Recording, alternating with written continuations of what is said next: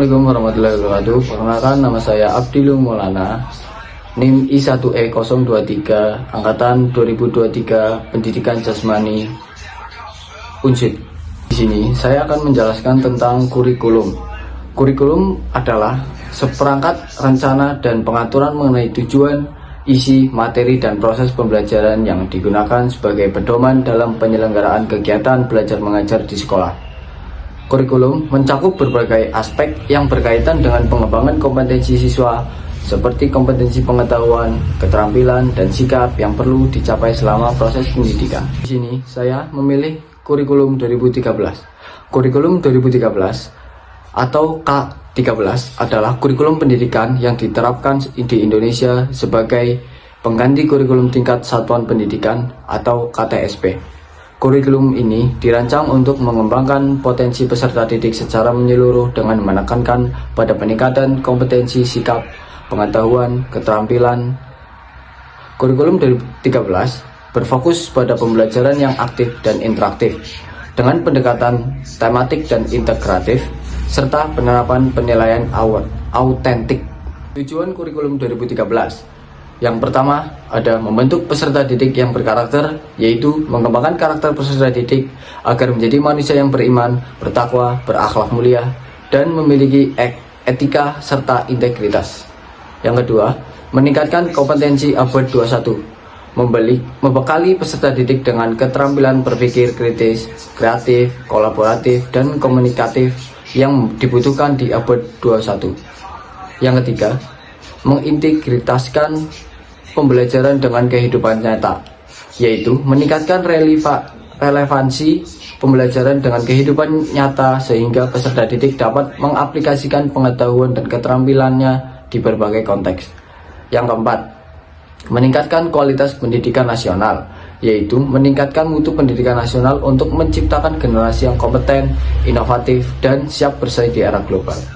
Kurikulum 2013 menurut saya yang pertama, pendekatan tematik dan integratif, yaitu menggunakan pendekatan pembelajaran tematik terutama di tingkat pendidikan dasar yang mengintegrasikan beberapa mata pelajaran dalam satu tema sehingga pembelajaran menjadi lebih relevan dan kontekstual. Yang kedua, pengembangan kompetensi sikap, pengetahuan, dan keterampilan, yaitu menekankan keseimbangan antara kompetensi sikap, pengetahuan, dan keterampilan yang bertujuan membentuk peserta didik yang berkarakter, kreatif, kritis, dan mandiri. Yang ketiga, penilaian autentik, yaitu penilaian dalam kurikulum 13 lebih beragam dan menekankan pada penilaian autentik yang mencakup penilaian proses dan hasil belajar peserta didik melalui portofolio proyek dan presentasi. Yang keempat, pembelajaran berpusat pada siswa, yaitu kurikulum ini mengadopsi metode pembelajaran yang berpusat pada siswa, di mana siswa lebih aktif dalam proses pembelajaran dengan guru bertindak sebagai fasilitator. Yang kelima, pengembangan keterampilan abad 2021. Kurikulum 13 mendorong pengembangan keterampilan abad 21 seperti berpikir kritis, kreatif, komunikasi, dan kolaborasi. Lalu, ada kekurangan kurikulum 2013 menurut saya yang pertama, kesiapan guru dan fasilitas. Implementasi kurikulum 2013 memerlukan kesiapan yang tinggi dari guru, namun banyak guru yang belum sepenuhnya siap dengan perubahan pendekatan ini. Selain itu, keterbatasan fasilitas dan sumber daya juga menjadi tantangan. Yang kedua, beban administratif. Kurikulum 2013 dinilai meningkatkan beban administratif bagi guru, terutama dalam hal penilaian dan pelaporan, sehingga dapat mengurangi waktu untuk perencanaan pembelajaran yang efektif. Yang ketiga, penyesuaian materi yang kurang fleksibel, yaitu materi dan pendekatan kurikulum 2013 kadang sulit disesuaikan dengan kondisi lokal ataupun kebutuhan spesifik peserta didik, terutama di daerah terpencil atau dengan kemampuan siswa yang beragam.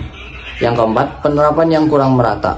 Penerapan kurikulum 2013 di seluruh sekolah belum merata karena berbagai kendala seperti kurangnya pelatihan bagi guru, fasilitas yang tidak memadai, dan beberapa pemahaman terhadap kurikulum. Pendapat saya, kurikulum 2013 sebenarnya mampu meningkatkan kualitas pendidikan di Indonesia, namun masih ada harus yang disempurnakan seperti fasilitas di sekolah dan guru-gurunya.